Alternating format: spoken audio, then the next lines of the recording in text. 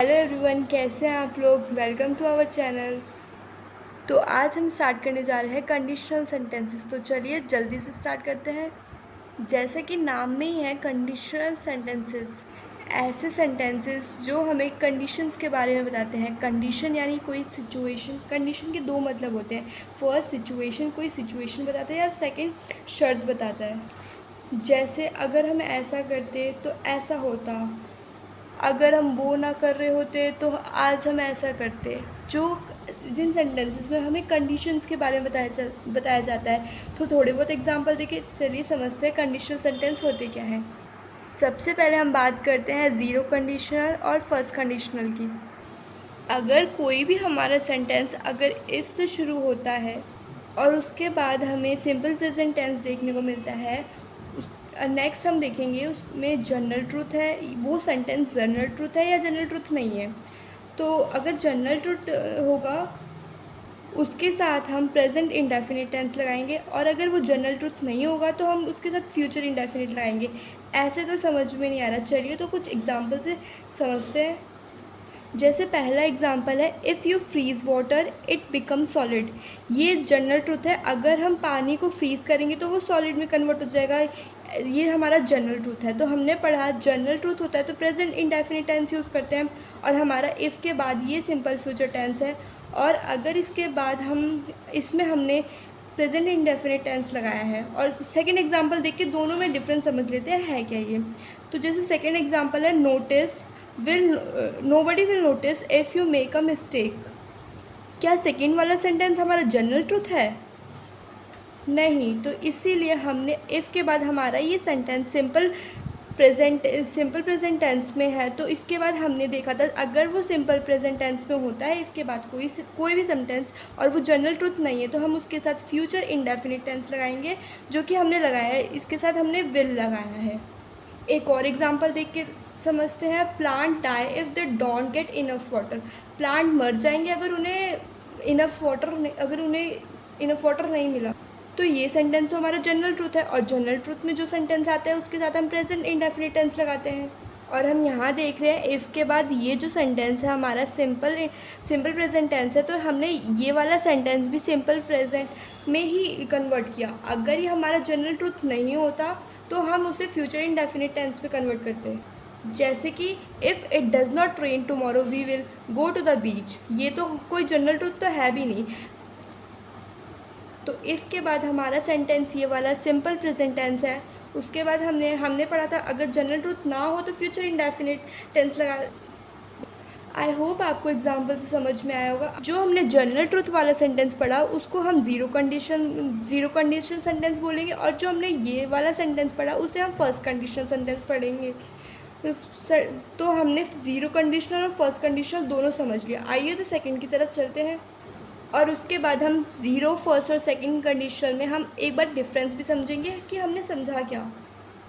एक बार फॉर्मेट देख लेते हैं सेकंड कंडीशनल सेंटेंस में आता क्या है। इफ़ के अगर हमारा सेंटेंस इफ़ से स्टार्ट होता है उसके बाद हमें पास्ट इंडेफिनिट टेंस मिलता है, तो उसके बाद हम लगाएंगे वुड प्लस वर्ब की फर्स्ट फॉर्म। चलिए एग्जाम्पल से समझ के अपने कॉन्सेप्ट को और मजबूत करते हैं। जैसे कि यहाँ पे एग्जाम्पल है, if I were you I would want to be a doctor. हम यहाँ पे देख रहे हैं इफ़ के बाद हमारा जो टेंस है वो पास्ट इंडेफिनिट टेंस में है।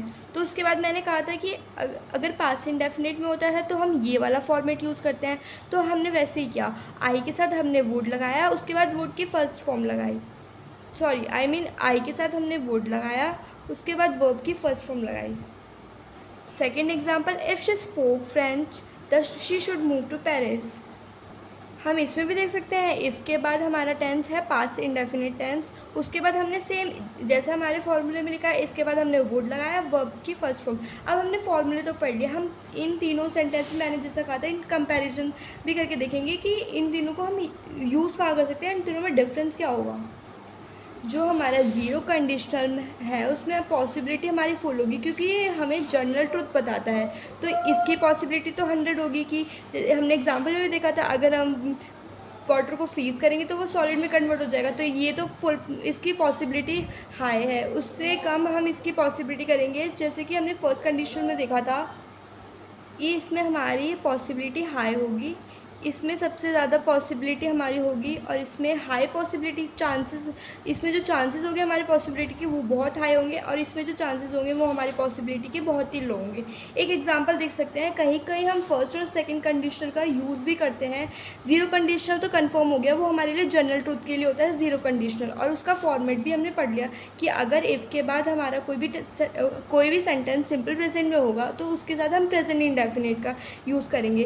फर्स्ट कंडीशन में मैंने बोला था हाई चांसेस ऑफ प्रोबेबिलिटी, और सेकंड कंडीशनल में हमारे लिए बहुत ही लो प्रोबेबिलिटी होती है। तो हम देखते हैं कुछ एग्जांपल के साथ, जैसे कि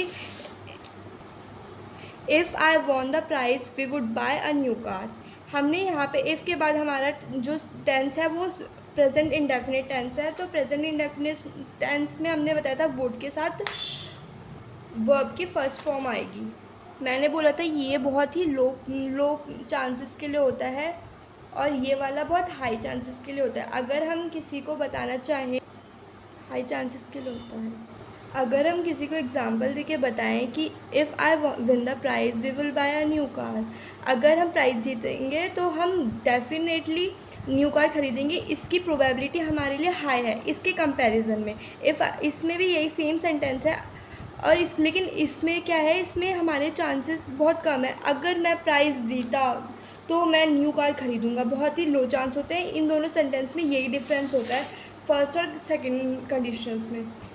चलिए तो नेक्स्ट कंडीशन सेंटेंस का एक बार फॉर्मेट देख लेते हैं। अगर हमारे पास सेम इसी तरीके से इफ़ के बाद हमें पास्ट परफेक्ट टेंस मिलता है, उसके बाद हम यूज़ करेंगे would plus have plus verb की थर्ड फॉर्म। एक दो एग्जांपल देख लेते हैं, हमें बहुत ही अच्छे से समझ में आ जाएगा। जैसे कि हमने बोला था इफ़ के बाद हमारा पास्ट परफेक्ट टेंस होना चाहिए, तो उसी तरीके से इसमें भी ये हैड लगा है, ये हमारा सेंटेंस पास्ट परफेक्ट टेंस का है।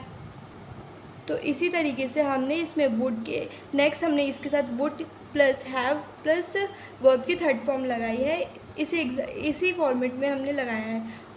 नेक्स्ट एग्जांपल है इफ़ शी हैड ड्राइवन, ये हमारे लिए पास्ट परफेक्ट टेंस है। सेम इसी की तरह हमने यहाँ पे इस सेंटेंस को नेगेटिव में बनाया है, अगर वह ड्राइव करती तो उसका एक्सीडेंट हो जाता। हम इन सेंटेंस को यूज़ कहाँ कर सकते हैं, ये कंडीशन हो सकती है जैसे कि हमारी कोई पास्ट की कंडीशन है, हम उसे इमेजिन कर रहे हैं कि अगर ऐसा हुआ होता तो हमारा साथ ऐसा होता या हम ऐसा कर रहे होते। जैसा कि फर्स्ट सेंटेंस में है if I had understand the instruction properly, अगर मैंने उनके इंस्ट्रक्शन अच्छे से माने होते I would not have mistaken, तो मैंने गलती नहीं की होती। मतलब उसके साथ पास्ट में क्या हुआ, उसने अच्छे से इंस्ट्रक्शन को फॉलो नहीं किया, उससे गलती हो गई। तो वो अभी इमेजिन कर रहा है कि अगर मैंने इंस्ट्रक्शन अच्छे से फॉलो किया होता तो मेरे साथ ये गलती नहीं होती। सेकेंड एग्जाम्पल भी एक बार समझ लेते हैं, if she had driven she would not have an accident. इसमें है अगर वो ड्राइव कर रही होती तो उससे एक्सीडेंट नहीं होता। मतलब पास्ट में क्या कंडीशन हुई होगी कि उसने ड्राइव नहीं किया और एक्सीडेंट हो गया, तो वो इमेजिन कर रहे हैं कि अगर उसने ड्राइव किया होता तो एक्सीडेंट नहीं हुआ होता। तो आई होप आपको ये क्लियर होगा। और इन सेंटेंसेस को हम कहेंगे थर्ड कंडीशनल सेंटेंसेस। यहाँ पे एक और ऐड है थर्ड कंडीशनल सेंटेंसेस।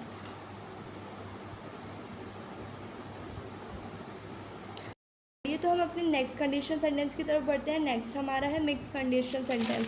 तो जैसे कि नाम ही है मिक्स कंडीशन सेंटेंसेस, तो हमने क्या किया, सेकंड ये वाला जो आप फॉर्मेट देख रहे हैं तो ये सेकंड कंडीशनल का है और ये वाला हमारा थर्ड कंडीशनल का। हमारा मिक्स कंडीशन में टाइप 1 होता है, अगर इफ़ के बाद हमारा कोई भी सेंटेंस पास्ट परफेक्ट में होता है तो उसके बाद हम वुड के साथ मेन वर्ब की फर्स्ट फॉर्म लगाते हैं। और टाइप 2 हमारा होता है इफ़ के बाद अगर हमारे पास कोई भी सेंटेंस सिंपल पास्ट में है तो उसके साथ हम वुड के साथ हैव प्लस मेन वर्ब की थर्ड फॉर्म लगाते हैं। याद करने को तो हम ये ऐसे भी याद कर सकते हैं, हमने कहाँ से फॉर्मूला लिया, हमने ये सेकंड लिया और ये थर्ड लिया, तो हमने ये वाला इसके साथ यूज़ करा है और ये वाला इसके साथ यूज़ करा है। चलिए तो एग्जाम्पल के साथ और हम इसे यूज़ कहाँ करते हैं वो भी जल्दी से समझ लेते हैं। जैसे कि हम टाइप 1 में हम एग्जाम्पल देखते हैं, if I had state home I would not have problem now. अगर मैं घर पे होती तो मुझे कोई प्रॉब्लम नहीं होती। जैसा कि आप ये देख रहे हैं, ये हमारा जो सेंटेंस है ये पास्ट में हुआ होता है और हमारा जो ये रिज़ल्ट है वो प्रेजेंट का है। कैसे हमने बोला अगर मैं घर पे रुकी हुई होती, तो मतलब हमने बोला अगर मैं पास्ट में रुकी हुई होती तो मुझे अभी प्रॉब्लम नहीं हो रही होती। जो हमारा ये कंडीशन है ये पास्ट में हुई है, जो कंडीशन पास्ट में हुई है, और हमारा ये जो रिज़ल्ट है वो हमारा प्रेजेंट का है। सेकेंड एग्जांपल के साथ देखते हैं, our life would be so boring. ये हमारी प्रेजेंट की कंडीशन है, और हमने बोला है हमारी लाइफ बोरिंग होती अगर हमें आशू नहीं मिलता। अगर हमें पास्ट में आशू नहीं मिलता तो हमारी प्रेजेंट लाइफ बहुत बोरिंग होती। तो हमें बस इतना याद रखना है, टाइप 1 में हमने क्या देखा, हमारी कंडीशन पास्ट की होगी और हमारा रिजल्ट प्रेजेंट का निकलेगा। तो हम अपने नेक्स्ट टाइप की तरफ बढ़ते हैं। ये हमारा नेक्स्ट का फॉर्मेट है। हम इसे एग्जाम्पल के साथ कहाँ यूज़ करते हैं ये भी अच्छे से समझते हैं। तो हमारा नेक्स्ट एग्जाम्पल है, if I were not so scared of snakes I would have gone to the reptile zoo. हमारा जो ये सेंटेंस है इसमें बोल रहे हैं अगर वो स्नैक से नहीं डर रहा होता तो वो जू रेप्टाइल जू जाता। तो हमारे इस वाले सेंटेंस में क्या होता है कि हमारी जो कंडीशन होती है वो प्रेजेंट की होती है, बट हमारा जो रिजल्ट का होता है पास्ट का होता है। वो कैसे, जैसे कि हमारी सेंटेंस में बोल रहा है इफ़ आई वर नॉट, अगर वो स्नैक से प्रेजेंट में नहीं डर रहा होता, अगर वो स्नैक से नहीं डर रहा होता प्रेजेंट कंडीशन है कि वो प्रेजेंट की कंडीशन है, और नेक्स्ट वो बोल रहा है कि वो रेप्टाइल जो जाता। तो ये जो सेकंड क्लॉज की है, ये जो सेकंड क्लॉज है उसमें हमारी जो रिज़ल्ट है वो पास्ट का है।